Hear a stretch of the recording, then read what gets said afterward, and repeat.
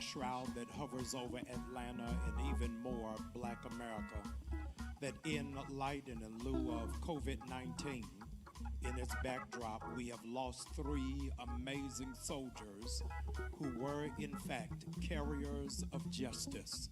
We thank God tonight for Dr. Joseph Lowry. Thank God tonight for Congressman John Lewis, and we thank God for Reverend C.T. Vivian. Both of them were alive at a time when America was finding its voice and finding the need to grasp the whole concept of liberty and justice for all. Just on yesterday, within 24 hours, 2 of those voices were snatched from the earth and drawn into heaven. I'm Pastor Jamal Harrison Bryan. I'm coming to you live from New Birth Cathedral in Stonecrest, Georgia. This is the very same campus that hosted the homegoing celebration of Lady Coretta Scott King. We come back now as the birthing ground of the new civil rights era, knowing that another generation is coming forth to take the baton, to run on this, see what the end is going to be. I want to invite you to please gather your friends, your family, and all the more your children, so that they will understand the sacrifice of those who went before them.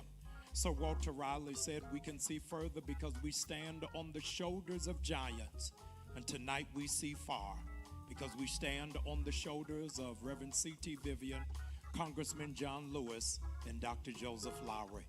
Please, whatever it is that you do, do not log off, but stay tuned because there's so much information, inspiration, and reflection that we have organized for this night that we believe will be appropriate and befitting for the monumental men of character to help change a nation and impact a generation. If you don't remember anything else, remember the soundtrack of the civil rights movement. We shall overcome, not someday, but today.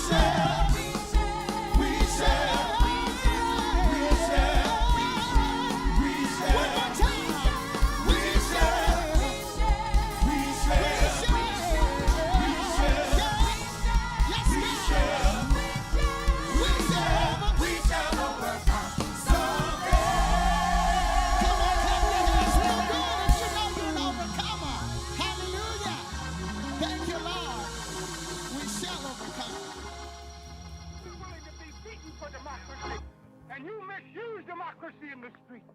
You beat people bloody in order that they will not have the privilege to vote. Reverend C.T. Vivian first met John Lewis in 1960 at one of several nonviolent strategy workshops taught by James Lawson. When Jim Lawson came to the city, he began to organize students. We began to understand the philosophy behind it, the tactics, the techniques, how to, in fact, begin to take the blows and still respond with some sense of dignity. By 1963, Vivian was appointed to Dr. King's executive staff. Dr. King called him the greatest preacher that he'd ever heard.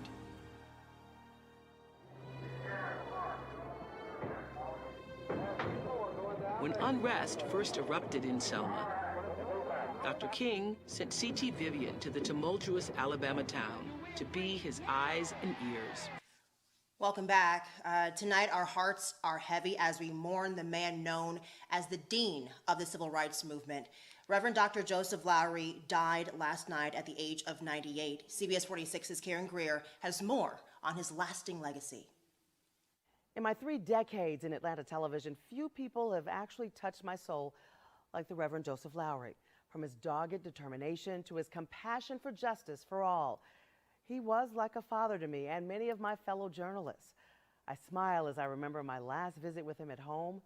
I cry as I share what his life has meant to so many. We've made progress in race, but we still got a terrible long way to go. Even in his 90s, Reverend Joseph Eccles Lowery's dedication to civil and human rights never faded. We ain't going back. We've come too far, marched too long, prayed too hard. Affectionately hailed the Dean of the Civil Rights Movement, Lowery played an instrumental role in pivotal moments of our nation's history, from helping lay the groundwork to our civil rights movement to delivering the benediction at the inauguration of the country's first black president. Say amen. Say amen and amen. He should be welcomed in heaven. Lowery died. Who will go for us, and who shall I send? One of the critical hallmarks of the civil rights movement was shifting, adjusting from protest to policy. John Lewis embodied that. And those who in fact find themselves coming out of that same tributary of thought, one of whom is in fact a lion in the lobby, unwavering in his conviction about the advancement of black people in this nation. I'm grateful to have with us tonight my Congressman Hank Johnson, representing Georgia in District 4.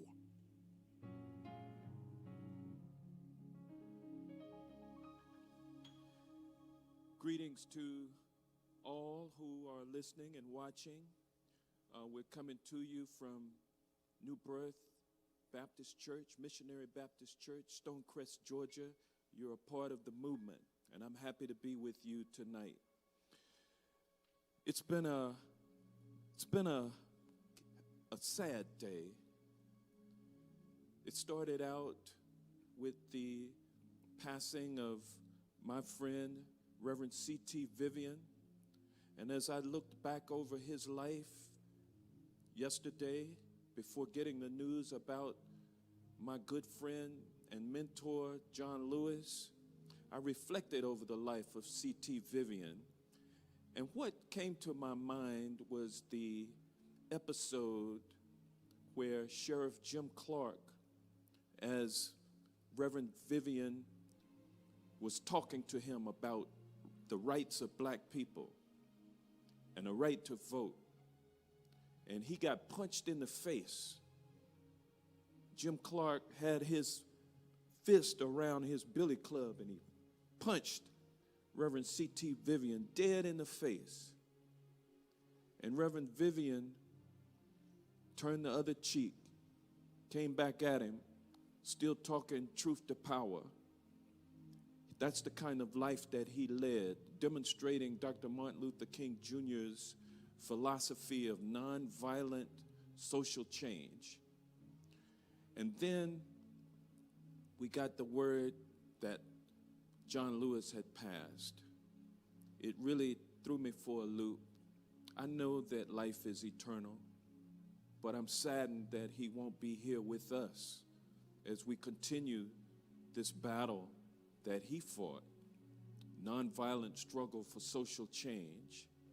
He fought it in the streets. He fought it as a young man who didn't want to take no for an answer. They had to slow John Lewis down. He was the youngest speaker at the March on Washington back in 1965. They really didn't want him to say what he really wanted to say, and so he toned down. He listened to his older folks. He went with them, and he made it all this time. He made it all the way to 2020. He had an opportunity to be the proponent of social change that came with that walk across the Edmund Pettus Bridge. And what happened thereafter was swift change in Congress, the Voting Rights Act. And then he was here some 60 years later, 65 years later, to witness George Floyd, a knee on his neck, and the quickness and swiftness with which Congress, the House of Representatives, went into action and passed the George Floyd Justice and Policing Act.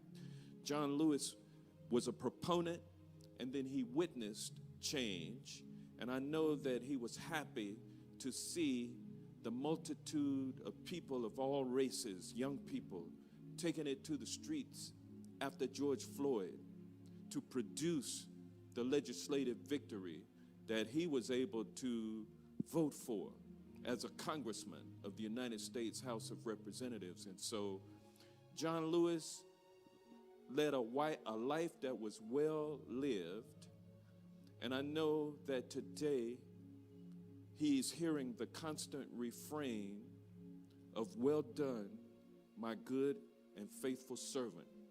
You have been faithful over many things."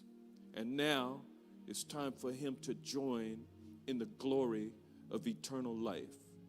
And so I'm happy to be here with you all today, but I would encourage everyone to look at the examples of these two men, along with Dr. Lowry, who passed on March 27th of this year. We've lost these three giants within the space of this year, all during the coronavirus pandemic, which tells us something about where we're headed as a society and what we need to do in order to climb out of this hole and establish glory on earth. Thank you so much, ladies and gentlemen. Thank you, Congressman, for sharing and reflecting. I am grateful to now present one of the most magnificent women of the civil rights movement. A few years ago, there was a film called Hidden Figures, talking about the genius, intellect, and prowess of black women who helped NASA take off. The lady in whom I'm getting ready to introduce is really the seminal hidden figure of the civil rights movement and helped so many generals take off because quietly she was the one giving direction. I'm grateful that she is here on today. She played such an integral role in Congressman John Lewis's life. She introduced Congressman to his wife and was also the godmother to his son. I'm grateful. Sister Clayton, if you'll come now, let's give it up for her as she comes. Thank you very much. I met John Lewis when I moved to Atlanta. He was working with the student movement. I came here to work with Dr. Martin Luther King Jr. And I saw John every day. And in those early years, he was pretty young then, a student from having come from the student movement in Nashville, and you know the story of his background. And then when we had an opportunity to meet the man who was swift all the time, had a purpose. C.T. Vivian had a purpose for his life. And he lived it and demonstrated it. In the office of SCLC, they would come through the front door, and C.T.'s office was at the back side of our office complex. And he'd come in and say good morning or wherever he had been, afternoon or whatever, and swiftly move to his office. Most people would stop at the receptionist's desk and have chit-chat. But C.T. was moving fast all the time. And I liked that swiftness about him. We had to catch him to give him a message because he was on his way to the next assignment. And with Reverend Lowry, he did not live here in Atlanta at the time, but we'd come over for board meetings, and I got a chance to know him and to see how he acted with the other members of the board. And when time came to sit down to discuss the business of the day, they did. But I don't know if you've never had the privilege I've had of working around ministers. They always have stories to tell. And so they would enjoy laughing and chatting and laughing and chatting before the meetings. But then once they sat down, the business began and decisions took place. I enjoyed watching them, especially Reverend Vivian, because I said to myself, he didn't say it, but I said, that's a man with a purpose. I think he would say, you got to live as fast as you can, do as much as you can, as often as you can. Because to me, he was cramming into his life many, many, many important things that helped to move our progress. And when he was beaten on the steps in Alabama trying to register to vote, not to vote, just registering to vote, not to burn the building down, just trying to register. And then he was beaten, and you know the story, and the blood was running down his face.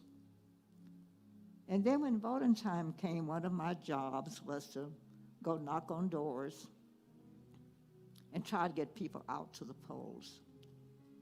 And I met with so many excuses. I didn't have a ride. If I get a ride, I'll go to the polls. And I haven't had my coffee yet, but after coffee, I'll go. A lot of excuses. And then I got mad because here was a man who had gotten the blood flowing down his face, trying to make the opportunity. We can't even get out of bed to go and vote. And I just went around hating everybody who'd come up with an excuse. Because if a man can lay down his life, the least we can do is get out of our bed and go and vote. So to fast forward the story, at last election we had in Atlanta, malfunctioning took place with the equipment, and people were inconvenienced all over town, all over the state. But I was overjoyed because I saw the people standing there waiting to vote. And then the rains came, and they poured rain. And they said, oh, you're going to get wet? And people would say, I don't care. I can weather the wetness. I want my voice heard. I want my count in the vote. It's a new day. Because I used to say to him, look at this picture of a man with blood running down his face. And he told me that that ugly sheriff hit him so hard across his face that knocked his teeth out. And here we can't even get out of bed to go and vote. But because of that beating, the bloodshed, the tenacity of this man's work, we finally got a voting rights bill. Victory in the end. Suffering at first, victory in the end. But because of men like him, we were able to fight that good fight and win. John Lewis, I have a long personal relationship with Dr. Lewis. I introduced him to the woman he ended up marrying. As a matter of fact, I forced the marriage. He had so many women after him, and she felt like it was too much competition. And I took the view, girl, don't run away from competition. John is worth fighting for. He may end up in Washington.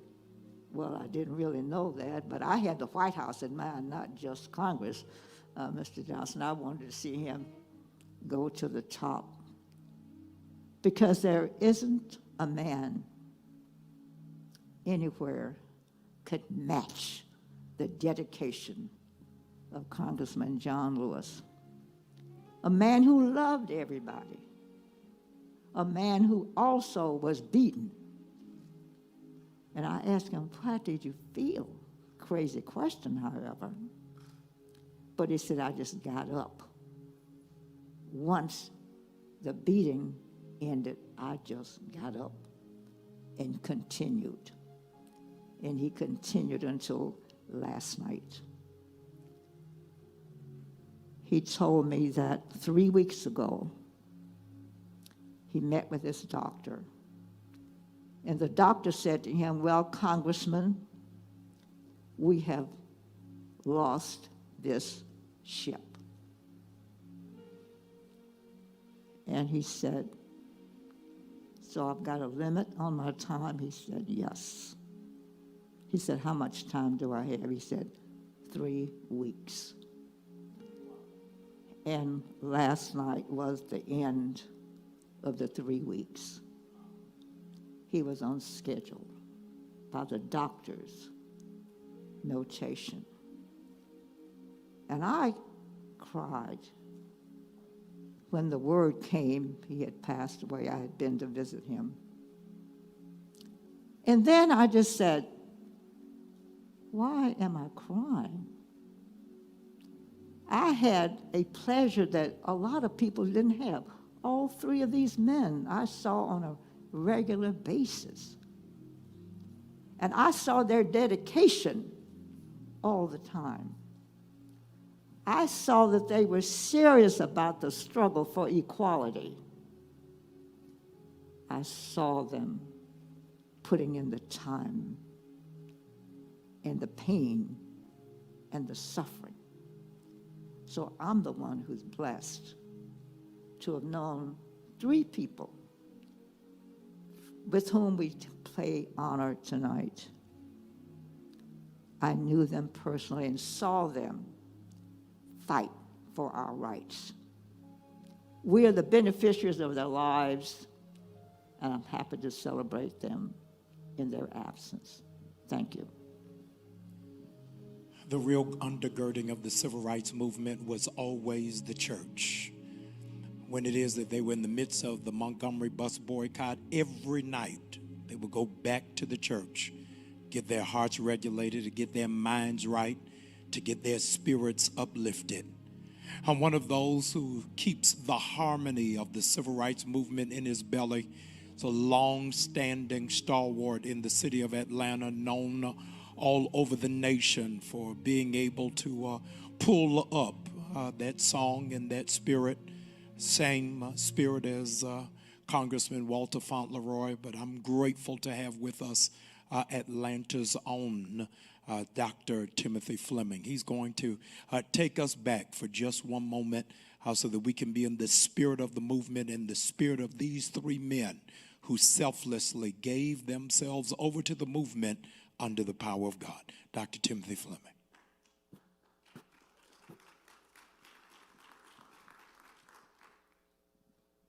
Thank you, Dr. Bryant. Thank you for inviting me, and I'm grateful to be a part of this celebration of the life of these three great men.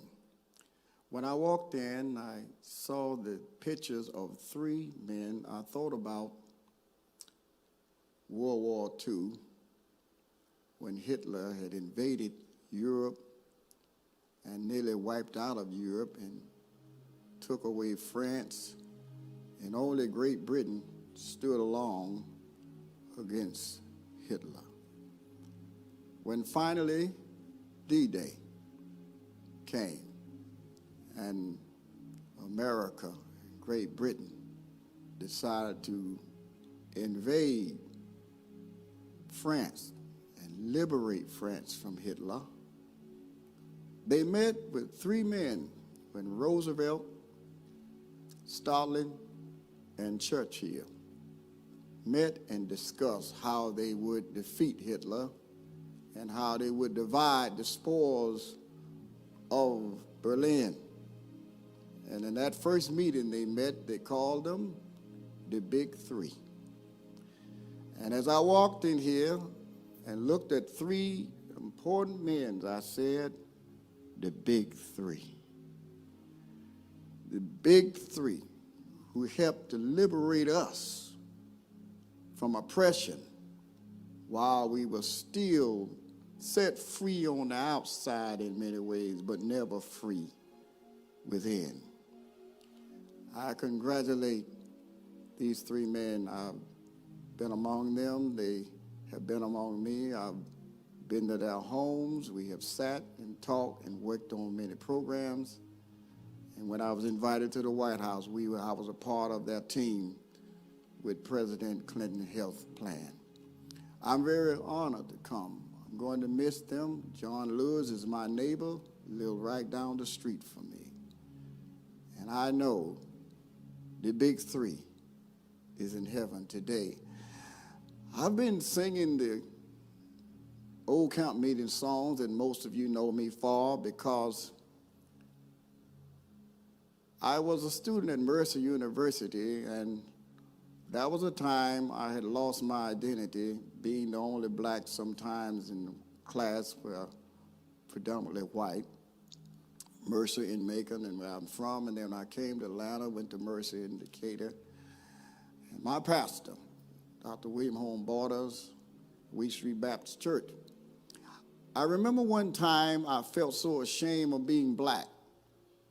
They had conditioned my mind, showing me the negative things about Africa and the negative things about blacks. I felt bad being black then. And one time my congregation at Mount Carmel Baptist Church were having worship service and having the way Afro-American people who are rhythm people have church. I walked out in the congregation and I embarrassed them and I said, you all need to sit down. Stop jumping so much. We shout too much. That's what's wrong with black people. Sit and listen. The congregation became very quiet and disturbed, and then somebody called my pastor, Reverend Borden, and said, you better go get your boy. And my pastor called me to the steps of Wheat Street and said, get in my car. You're going with me. We went to Morehouse College. He took me straight to Dr. Gloucester. And I won't forget, he said, we need him up here quickly.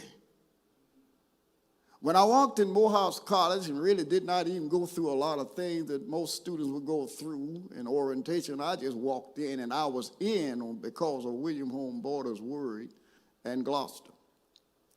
And then I started taking courses about Nat Turner and all of the historic black leaders, freedom fighters, and I found my identity as to who I am as a black man. And when I discovered who I am, and I'm a person of soul that came from my foreign land and rhythm people and fact, we got so much soul, we call it soul food. I discovered who I am as a black man. Then I got around these men and discovered my identity. And I started singing old camp meeting songs to teach our young people about why we are the way we are and why we worship the way we are, because there was a time we had no way of expressing our pain, and the church was the only place where black people could go and not only just worship God, but it was a letting out of the pain that they were going through. So church was an outlet more than just worshiping God. And that's what this kind of music. I have performed the Soul of the Spirituals in France, in Germany, in Switzerland, and I did Waterboy and Old Man Henry and John Henry in London, England. And I've been around the world performing the Soul of the Spirituals in a classical way. Now I learn to appreciate people like Marian Anderson and Paul Robeson and Roland Hayes. I want to do this song as a tribute to them. It's entitled, "Oh Freedom."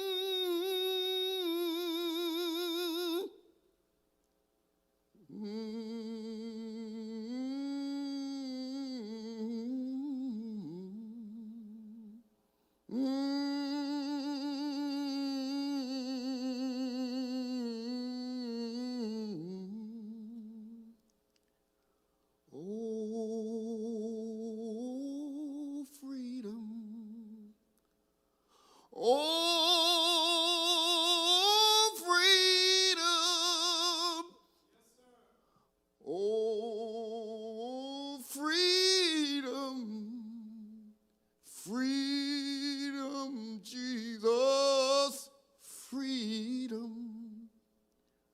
Oh, freedom. Oh, freedom. Oh, freedom. Oh, freedom.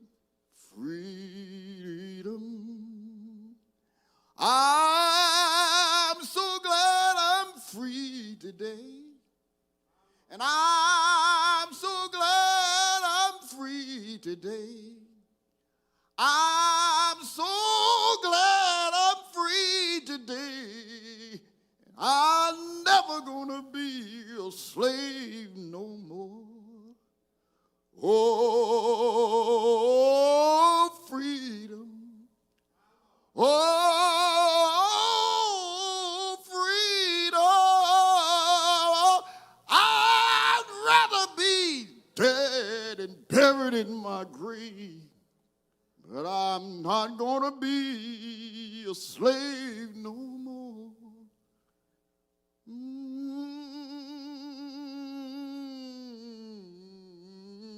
This is my arrangement.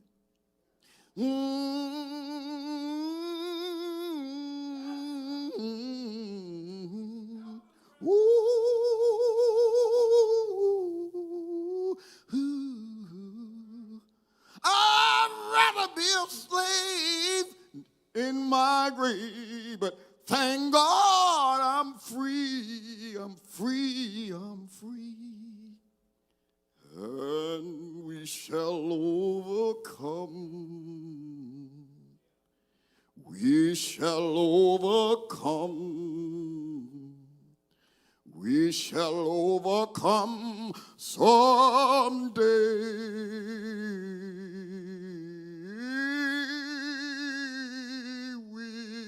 Within my heart, I do believe we shall overcome someday. Black lives will matter.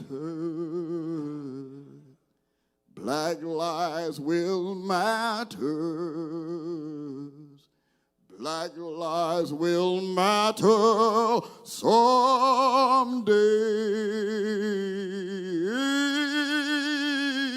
if we keep on marching and never give up.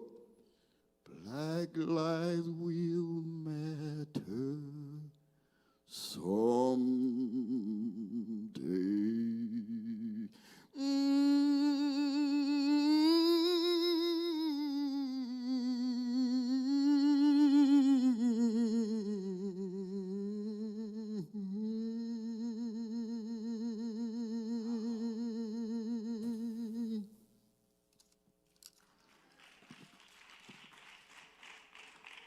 There's only one, Dr. Timothy Fleming.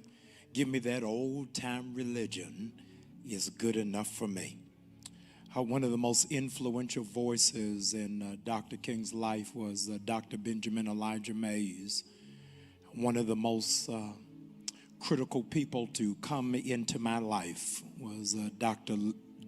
Dean Lawrence Carter, who it is under his tutelage, under his direction, that I was able to meet Dr. Joseph Lowry and Congressman John Lewis for the very first time personally.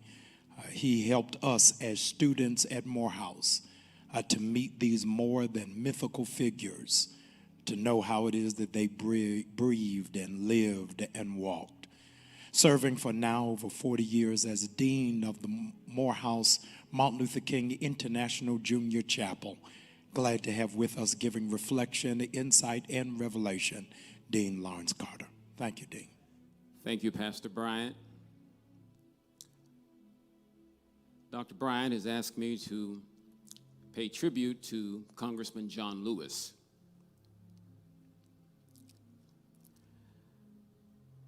John Lewis had a very powerful passion, and that passion was to make democracy, freedom, civil and human rights real for all Americans. He wanted to build a society, a nation, truly worthy of our love and pride. And so, on a day of high destiny, March the 7th, 1965, John Lewis became the only member of the executive committee of the Student Nonviolent Coordinating Committee to accept the invitation of the Southern Christian Leadership Conference in their call for a march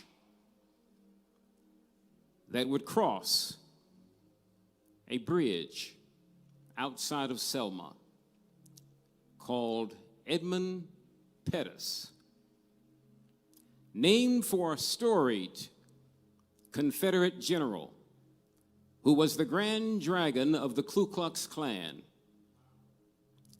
On this fated day, John Lewis and 600 other marchers, innocent marchers, unaware of what was about to happen, they encountered massive police brutality. They were beaten, tear gassed, and trampled. In that unforgettable encounter, John Lewis tells us that he discovered that the most profound blessing are those transmitted, conferred, and bestowed in our willingness to nonviolently shed our own blood for the liberation of others. Lewis was convinced, like Dr. King, that unearned suffering has redemptive possibilities. That if you can bleed, you have a very good chance of blessing.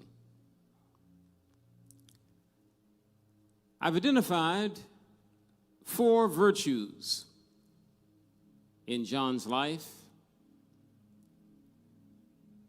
wisdom, courage, compassion, and faith. John had the wisdom to perceive the interconnectedness of all of life. He had the courage not to fear, the compassion to maintain humane empathy, and he had faith. Faith for him was invincible courage. But he had faith in his belief that all of humanity's essential goodness was a gift from God. And so as a Christian, he believed that everybody's essential nature was Christ. If you were a Buddhist, he believed that everybody's essential nature was Buddha. And this faith became a norm for him, which rose above the virtues. His faith and his courage made the practice of all other virtues possible.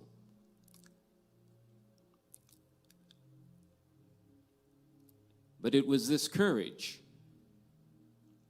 that put the teeth in the 15th Amendment of the Constitution of the United States. And on that day in the White House, when Lyndon Baines Johnson picked up his pen and signed into law the Voting Rights Bill, he did so with ink. But John Lewis had already sanctioned it with his blood. I hope that America is worthy of his sacrifice, because well done is better than well said. Thank you, John Lewis. Thank you, Dean Carter. We are eternally in debt for the sacrifice of this incredible man. I hope you know today, how honored we are to have amongst us the pastor of C.T. Vivian. I dragged him literally away from his desk as he is preparing himself in heart and mind to preach the eulogy of Reverend Vivian on Thursday. I pried him away for just a few moments just to share with us some of his reflections and revelations as Reverend Vivian's pastor. Would you please help me thank God and welcome Pastor Gerald Durley.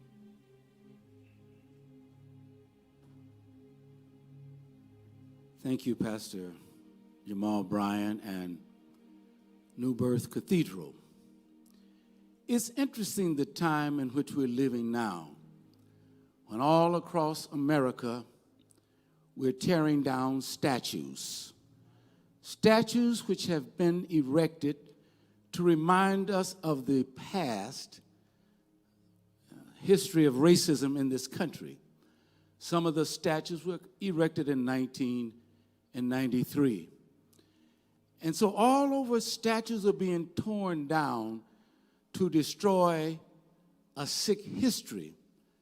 But tonight at New Birth, we are proud to be a part of erecting 3 new statues. Statues which we will remember about 3 men. Oh, there were many others who needed to be erected, but in the midst of tearing down statues, New Birth has seen the ability with wisdom to raise up statues so that our young people can remember the positive history of our people. I had no idea when I left Denver, Colorado in 1960, going to Tennessee State. And the marches had just begun, and the counters were going on in May of 1960. And I came in as a freshman with one goal in my mind, to play basketball. My name was the Double D from Denver. The double defensive, delectable, darling, dynamic, dangerous D from Denver. Rap was nothing new to me, so I came in to play basketball. 1960, coming from Denver, Colorado, never having been in the South. But sometimes you can come with one thought in mind, but God has something else for you to do. And I came in, and I'm sitting there in Clement Hall, and they said, tonight, we're going to go down to Fisk University and listen to several people speak about lunch counters and about buses and sitting behind the line. And in all of our lives, you never know where God's going to have you and what God's going to have for you to do. So I went down there and I heard this and about not having to drink in water fountains, certain water fountains, and not riding in certain buses in front of certain bus lines. And I said, I've got one goal in mind, to come here for 4 years and go on and play professional basketball. That was my goal. But there's always something that changes your life, and I'm standing there at Fisk University in 1960, opening of the year, and 5 men walked in. And I said, oh, no. This looks like it's going to get serious. And 2 of the men were my same age, Julian Bond, and one of them, John Lewis, Hosea Williams. And then there was a man, Martin Luther King, that had come to Nashville, and Zenona Clayton, an alumnus of the institution. And I thought about what would this mean. There was a man, Jim Lawson, down at Fisk University, was talking about a nonviolent effort. And I said, that's not for me, because I'm not going to let anybody spit in my face and walk over me. I'm the double defensive, delectable, darling, dynamic D from Denver. So therefore, but I went in, and when you are in a place, you begin to understand the righteousness of something larger than yourself. You're in a kairos moment that changes your life and your destiny forever. And I began to listen, and sitting in on the counters there in Nashville. And that's when I met C.T. Vivian. 18 years old. That was 68 years ago. I'll be 79 my next birthday. And I never thought that I would be going through the same kind of discussion 60 years later that we're going through now.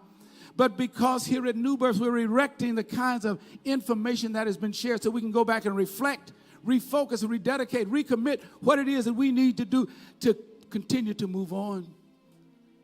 Came back to America, joined the Panther Party in 1968 in Chicago, and really went to the other side because life is full of extremes. And for you young people who are listening to all of these veterans tonight, understand that you will continue to grow when you go back and look and learn and understand what God has for you to do in your life. And C.T. came back into my life when I was dean at Clark. And he came in and said, I've never joined a church in my life. I want to join Providence Missionary Baptist Church. It was the church of Benjamin Elijah Mays at the time. And I was a young pastor, and I wondered, what could I say? What could I do? And he said, do what you need to do. And I began to think about C.T. At that time, I was 45 years old. And we began to talk, and we began to, as Bishop Bryan said, begin to touch you. And when people touch you, there are certain ways they can touch you. They can touch your mind. They can touch your body. But when they touch your spirit, they make a difference. These 3 men touch people's spirits. And when your spirits are touched, it touches your heart. And when your heart is touched, you can no longer stand for injustices and inequalities. And so C.T. became my mentor, became my assistant. And over the years, every time we would go someplace, to Selma, wherever it is, you've got to understand that in all 3 of these men, the essence of what gave them strength was not just the spiritual power of God, but we've got to understand that, first of all, they were human and they had good women in their lives. Octavia and Lillian, Evelyn, These were strong women that took care of those kids. So often we talk about the men who were up there in the front, but when they came home and all the fears that seemingly were suppressing their mind, they had somebody there to stay with them. C.T. Vivian and Octavia were inseparable. He will tell you today that that was the heart and the strength of my life. So as you begin to move into the movement in 2020, have somebody that you can trust, because the essence of C.T. Vivian's life was that he was of character. He had a strong smile. I call him the most patient, impatient man I know. He was patient and loving, but he could be impatient if you were down in his people. Patient and impatient. And as Jesse Jackson and all of us were the same age, and I see the circle dwindling, the circle's getting smaller, but then I remember the song, Will the Circle Be Unbroken?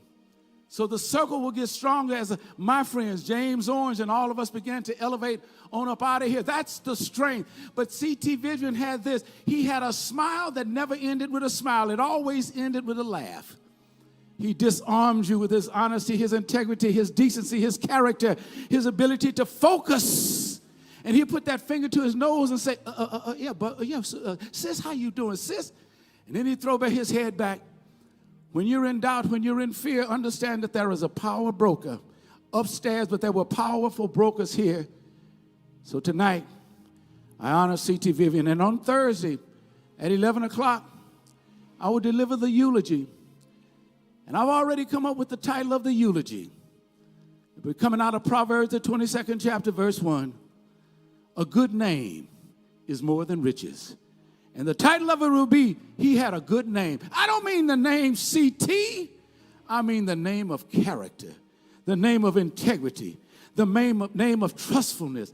When you can rise up, learning from people like this to understand that integrity, honesty, and character still have a place.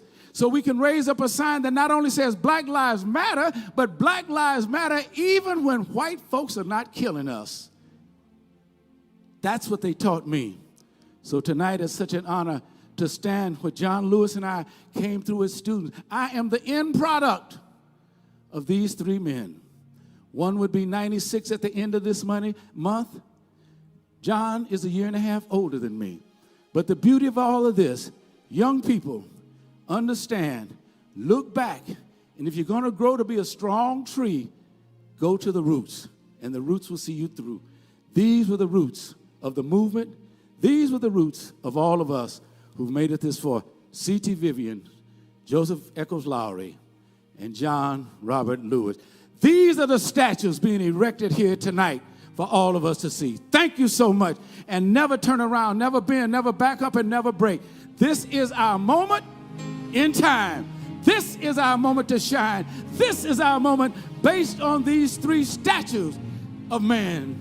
Not their names, but their character. God bless. Thank you so much, Pastor. We're pressing on the upward way. New heights we're gaining every day. I'm grateful. Our music ministry is coming now. I want you to please share this historic moment with friends and with family. We are delighted to be able to serve in this moment of transition of history as a new generation emerges and arises and understands that this battle is not ours, but the battle is the Lord's. They're going to lift our hearts and our spirits tonight through song. Be not weary in well-doing. In due season, we're going to reap. Nobody is depressed, distraught, or worried on tonight, because we know that these three men have gone on to be with the Lord. That choir is going to sing. Our praise team is going to lift us. And then I want to give you what it is I hear God saying in this critical moment. Don't believe He's brought me this far to leave me. Let's raise it. Come on. I just can't give up now. I just can't give up now. Come too far. I've come too far from where I started from. Oh, nobody told me. Nobody told me. The road would be easy. The road would be easy. Oh, I don't believe He's brought me this far to leave me.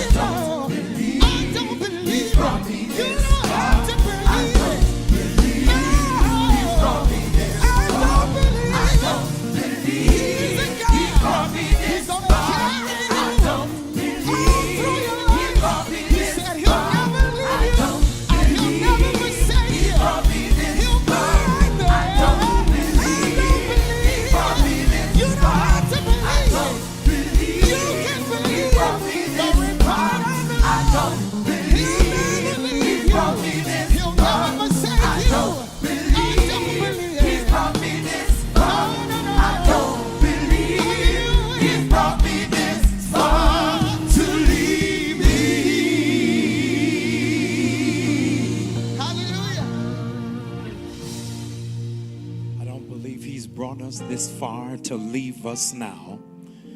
I'm telling you, he made a promise. Lo, he is with us always, even until the ends of the earth. I can't tell you how humbled I am that God allowed me to cross the paths of all three of these luminaries. It was my distinct privilege and honor to serve and push Dr. Lowry's wheelchair across the Edmund Pettus Bridge for the anniversary. I was able to glean from the wisdom and the insight of Congressman John Lewis when I served as National Youth and College Director of the NAACP. I came to him bemoaning about not getting what I thought was the support I needed.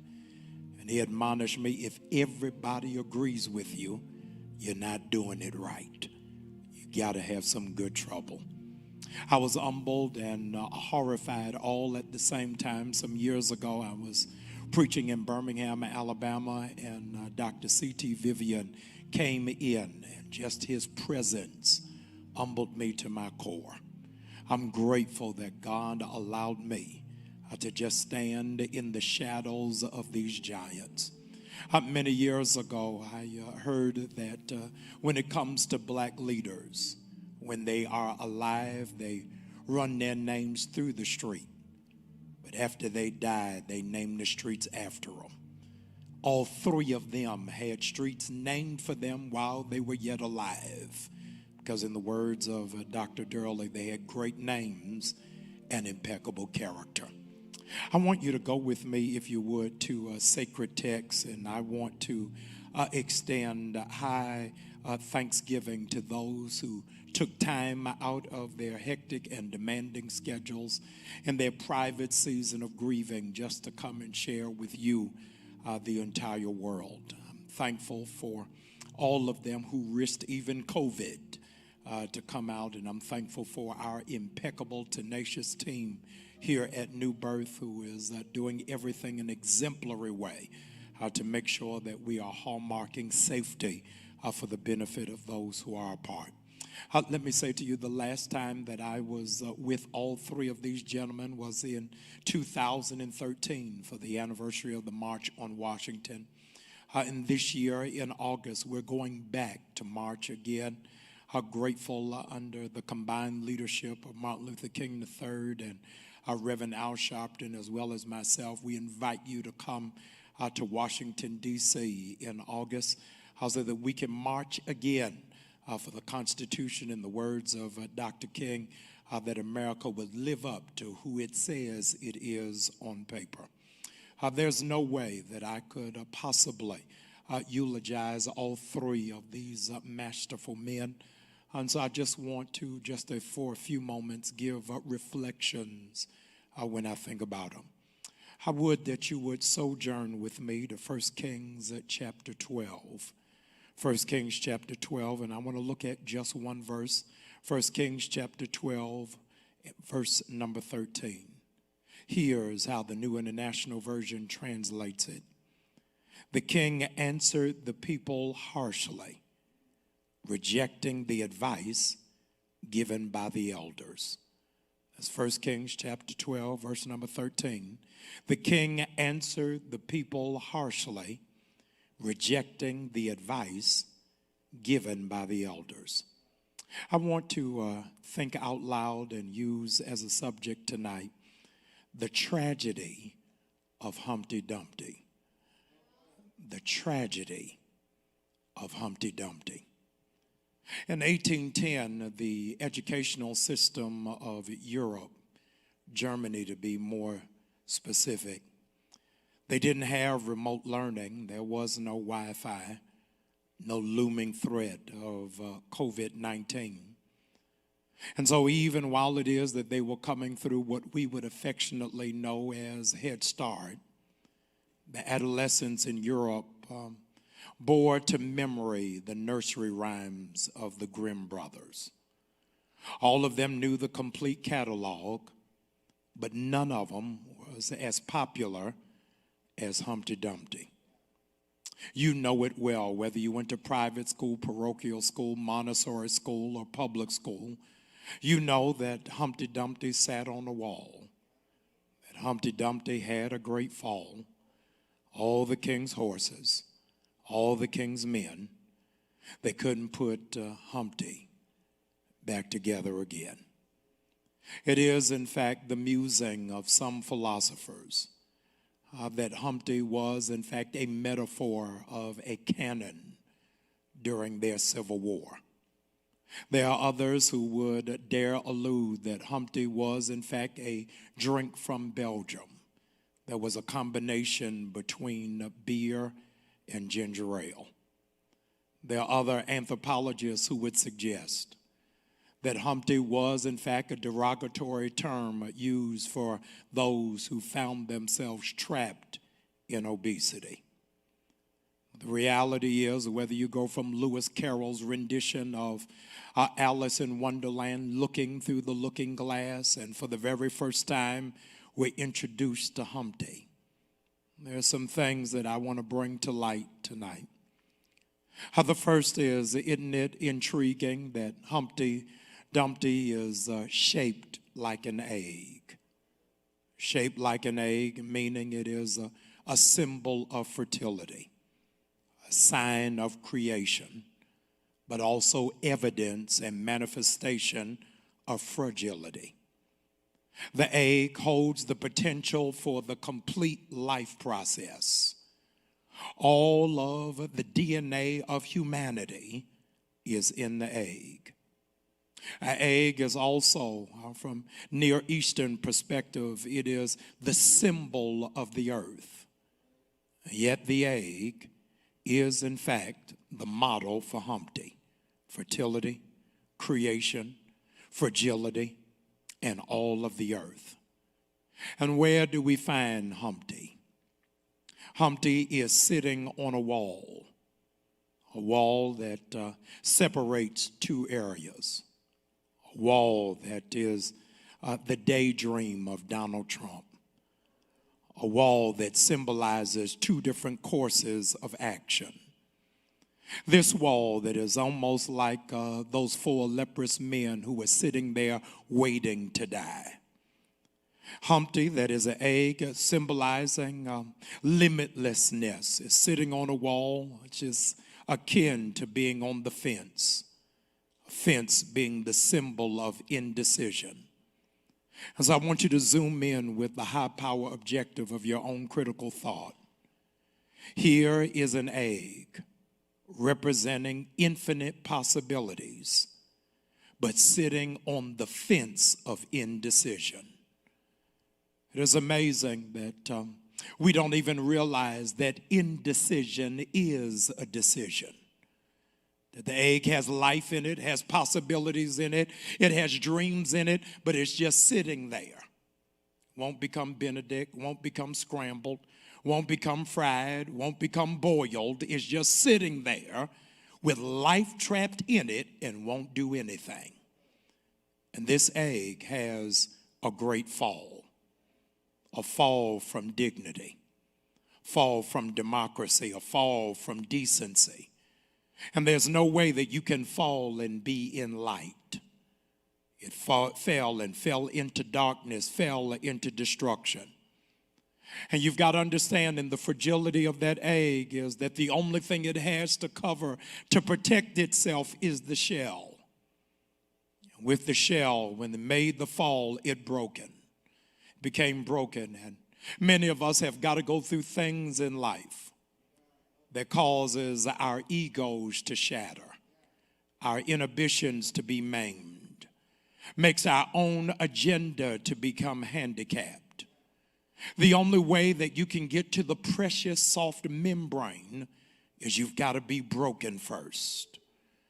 It falls, and when it falls, it's broken, it's splattered right there on the floor, and then here's where we come to the rising climax of this nursery rhyme. It's that all the king's horses, all the king's men. But nobody raises the critical question, is that if this is just an egg, why is a king interested in it?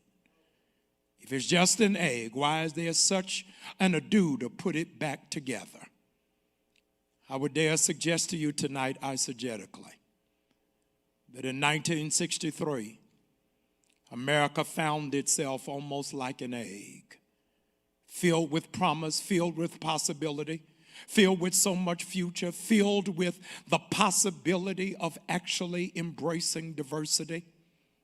But it just sat there, moving from slavery to Jim Crow. It just sat there, allowing the sign saying for coloreds only and whites only to remain plastered. It just sat there, with Negroes being restricted to the back of the bus. It just sat there, allowing us to spend our money from the back door, but not allowing us to try on clothes from the front door. It just sat there, and it fell. It fell as America watched all of the mayhem and confusion that emanated around the Edmund Pettus Bridge, while mothers and students found themselves under the unrelentless brazen fire of fire hoses, bricks being thrown at them. And when it is that America fell, Eisenhower couldn't put it together. Kennedy couldn't put it together. Johnson couldn't put it together. God knows Sheriff Jim Clark couldn't put it together. And amazingly, friends, we come tonight because Dr. King, as he's trying to rebuild America, and might I add, make America great for the first time, his genius was not in his oratory expression, was not the inflection of his baritone voice, was not his education at Morehouse or Boston University or Colgate. The genius of Dr. King was understanding the only way I can put America together is I've got to send the King's men. Who's going to help me rebuild a nation?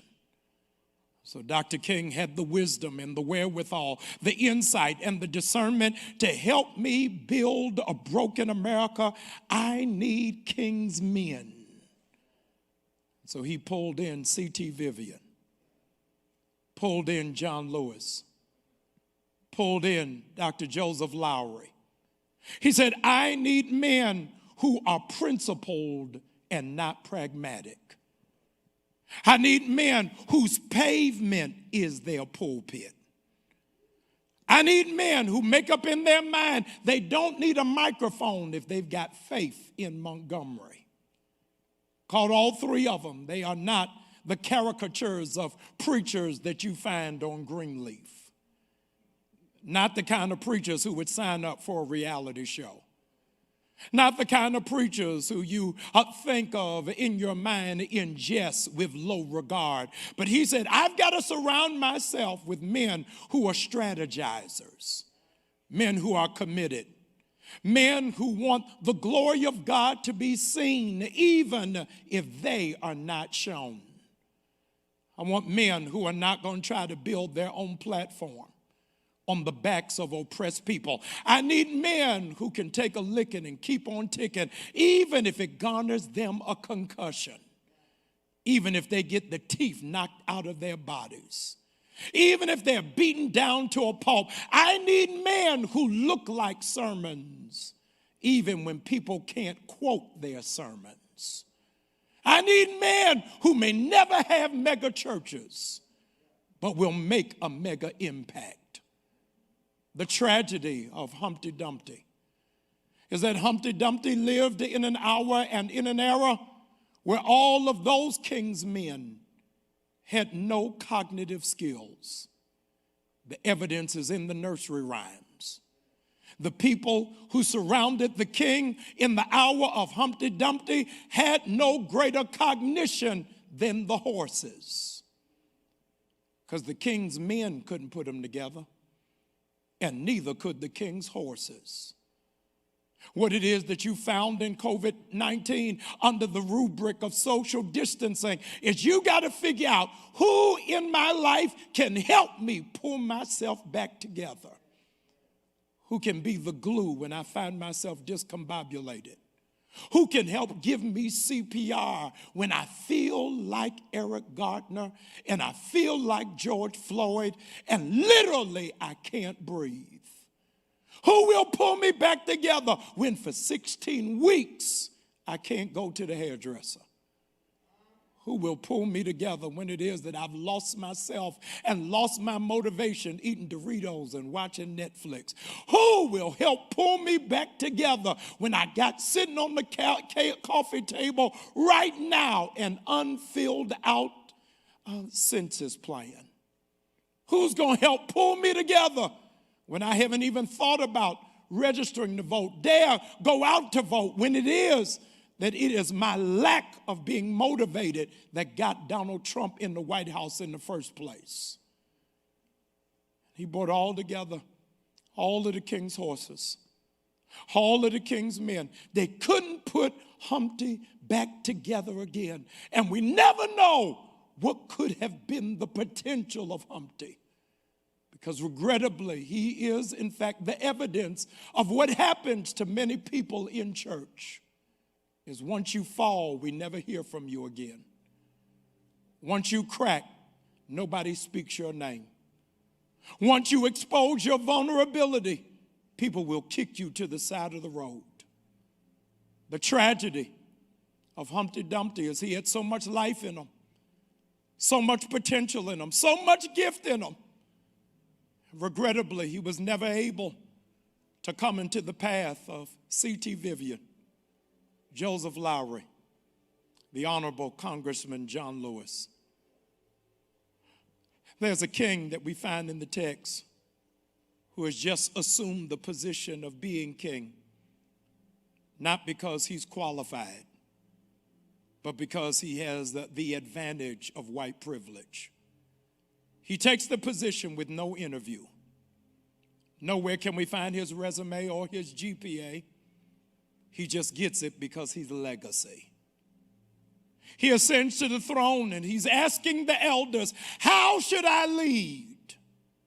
And the elders said, if you want to lead your people who've been oppressed, who've been abused, who've been marginalized, who've had to live through gentrification, if you want to lead them, serve them. Anybody can be great because anybody can serve. And that's what the elders told the young king. But he didn't take the admonition of the elders. He listened to his classmates, listened to his frat brothers, listened to those who were in the barbershop, listened to those he hung out with. And they told him, if they're complaining now, be more dastardly, more vile, more wicked. And rather than becoming one of the greatest kings that could have ever lived, he finds himself redlined in the Bible as one of the worst leaders. Tonight, with intentionality, you will note that we've heard from the sages of our community, the pillars, the veterans of the civil rights movement who have modeled for us that when you give your life over to the movement, there's no such thing as retirement. The words of Winston Churchill, great soldiers never die. They just pass on. I would challenge you tonight, those of you who are listening from near and far, take a moment to impart into your children, your grandchildren, how it is that we were able to come this far by faith, that they were able to have the tenacity to turn the other cheek. When they ended up losing that other cheek, they would keep singing.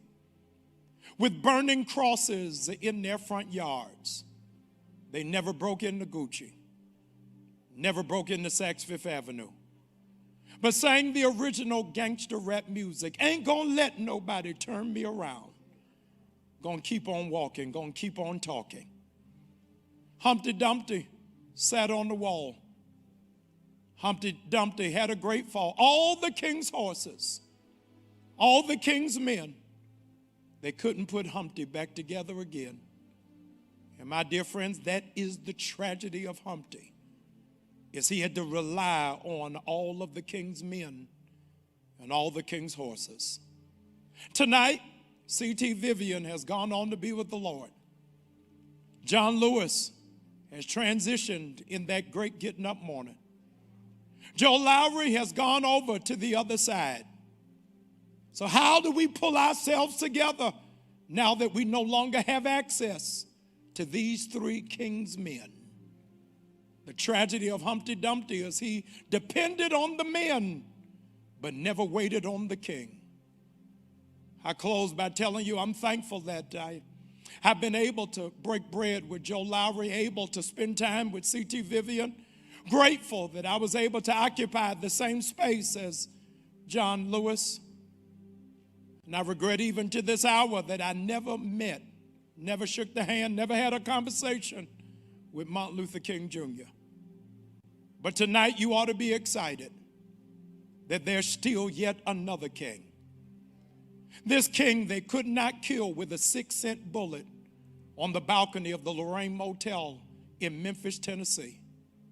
This king that I speak of tonight, they didn't have bullets then. All they had was 2 pieces of wood. They pulled it together.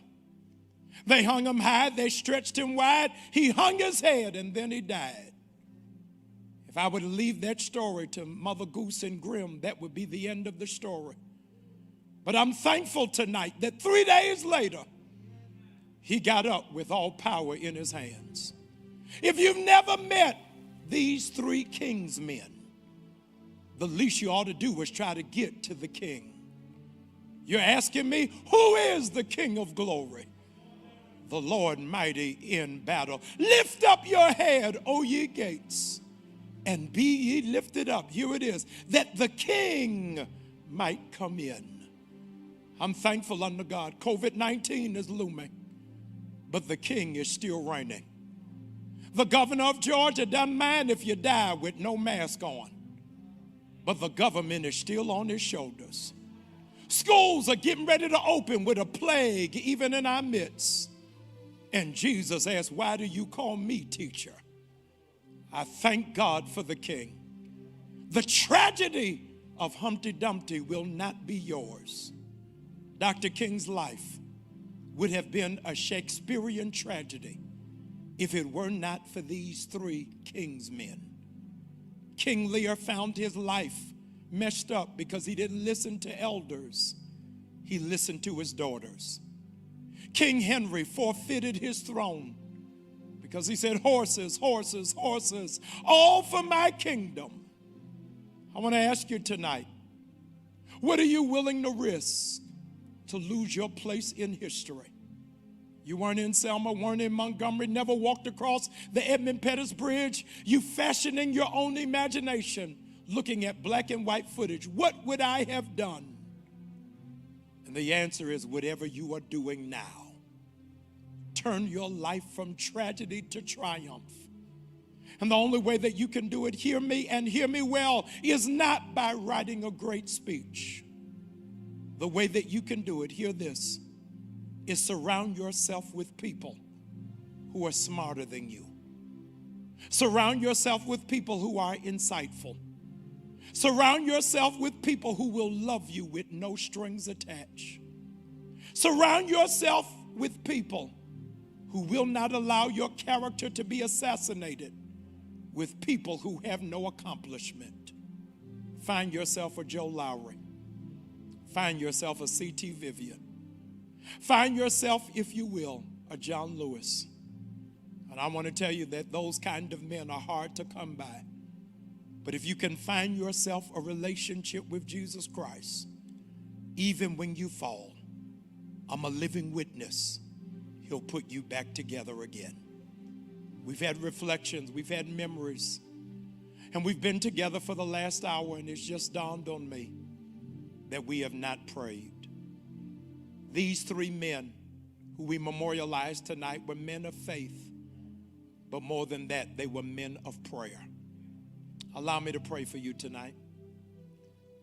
Lord, I want you to use us until we change systems, rewrite history, obstruct principalities, tear down strongholds. God, we don't want symbolic change. We want a significant difference. God, do it in our lifetime. If you can call home 2 generals in 24 hours, unleash 2,000 new warriors in the next 24. We declare it to be so and to be done in the name of our King of Kings, Jesus of Nazareth. Amen. My dear friends, I want to challenge you to meet us in Washington, D.C. on next month. Reverend Al Sharpton, Martin Luther King III, and myself want you to come there. Yet a generation ago, when it is that they win, it was the most significant moment. This is now our time.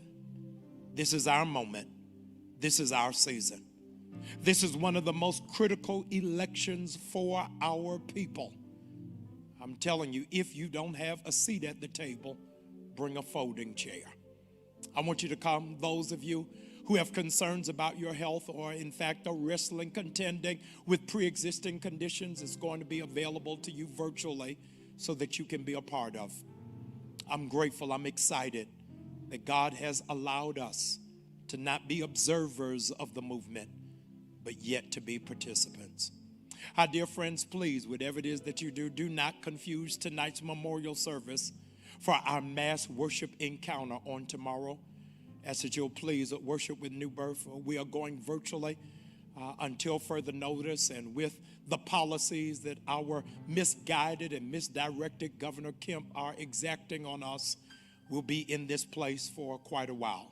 Might I publicly say I support and stand with our mayor, Keisha Lance Bottoms, who has put people in front of position and politics, and I'm thankful for her. I want you to stay tuned. I want you to share with us for just one moment about our March on Washington that is coming up within the next 45 days. And I want you to worship with us on tomorrow morning. I want you to know, please, in the words of the Negro spiritual, the marching orders of C.T. Vivian, Joseph Lowry, and John Lewis. Walk together, children. Don't you get weary, because there will be a great camp meeting in the Promised Land.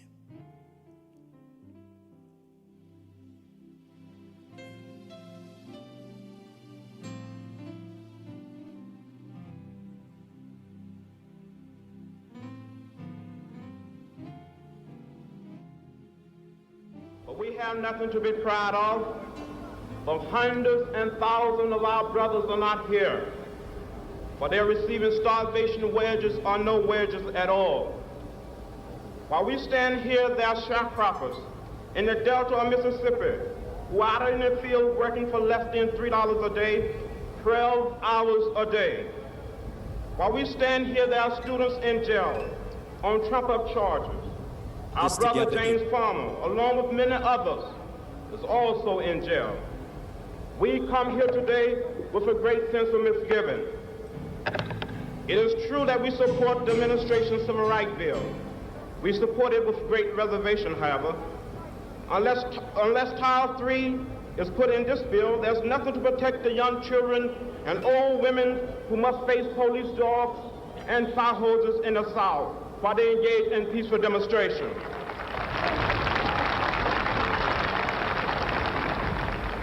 In its present form, this bill will not protect the citizen of Danville, Virginia, who must live in constant fear of a police state. It will not protect the hundreds and thousands of people who have been arrested upon Trump charges. What about the 3 young men, Snickfield Secretary in Americus, Georgia, who faced the death penalty for engaging in peaceful protest? As it stands now, the voting section of this bill will not help the thousands of black people who want to vote. It will not help the citizens of Mississippi, of Alabama and Georgia, who are qualified to vote but lack a 6th grade education. One man, one vote is the African cry. It is our too. It must be ours.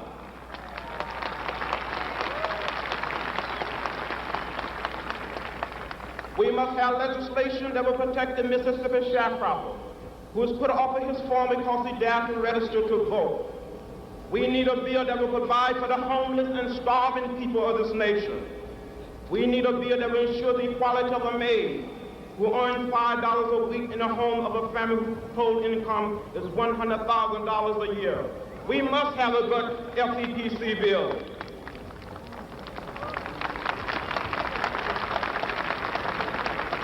My friends, let us not forget that we are involved in a serious social revolution.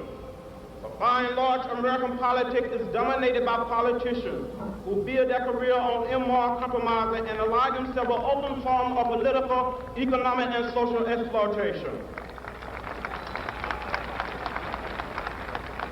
There are exceptions, of course. We salute those. But what political leader can stand up and say, my party is a party of principles? For the party of Kennedy is also the party of Eastland. The party of Jarvis is also the party of Goldwater.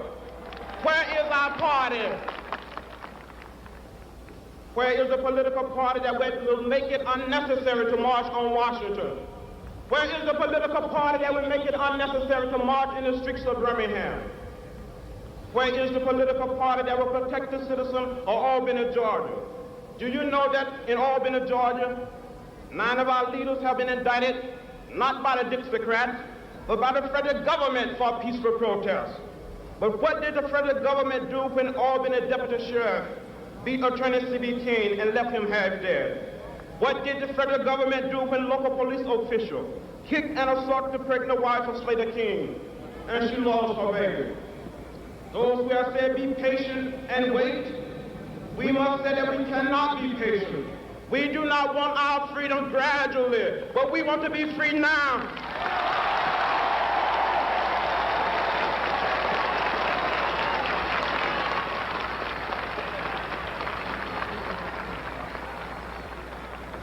We are tired. We are tired of being beaten by policemen. We're tired of seeing our people locked up in jail over and over again. And then you holler, be patient. How long can we be patient? We want our freedom and we want it now.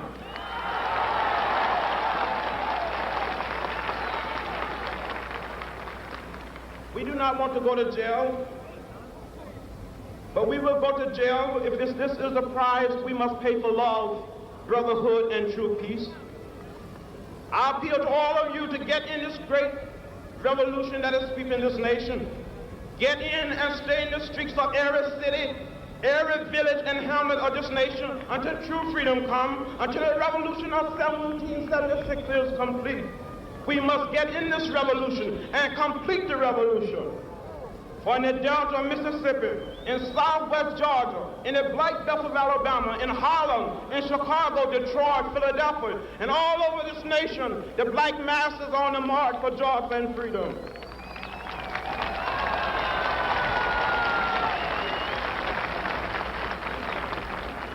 We're talking about slow down and stop.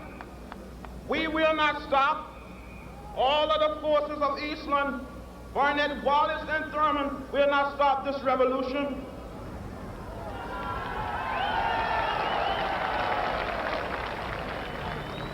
If we do not get meaningful legislation out of this Congress, the time will come when we will not confine our marching to Washington. We will march through the South, through the streets of Jackson, through the streets of Danville, through the streets of Cambridge, through the streets of Birmingham.